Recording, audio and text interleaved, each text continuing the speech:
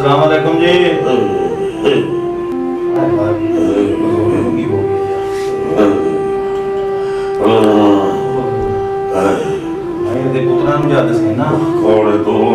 मैं शेरा बदमाश हाँ।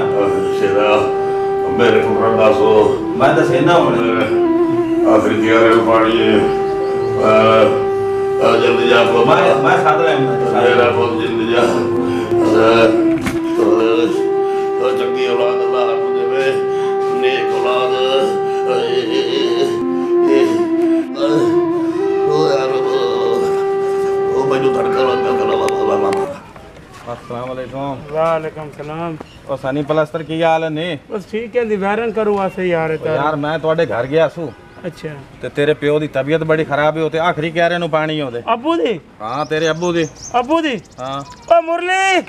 ओ भूतना साथ बिरावन तारन छड्डो करी बाहर के की होया ओए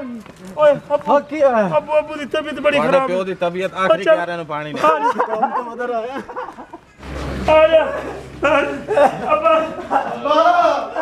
अब्बा अबू अबू की होया अबू अब ना से चेक कर सही ब्लाज अब देना मैं चेक कर अब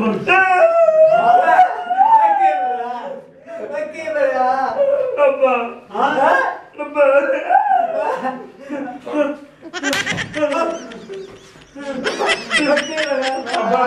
अब्बा तेरा जो भी होया अबू अबू अबू हां एक जो दे इंतल में कर अब्बा अब्बा अब्बा अबू की हो गई आई आग करके मोया पे है अब्बा मेरा आग करके मरते यार ओए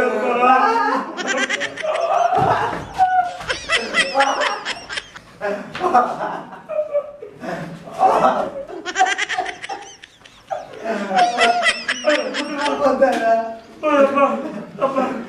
अरे मौत में प्यो दी इतनी खतरनाक थी इतनी डिजाइन दा ओ कुत्ते दे पुत्रो जी अब्बू जी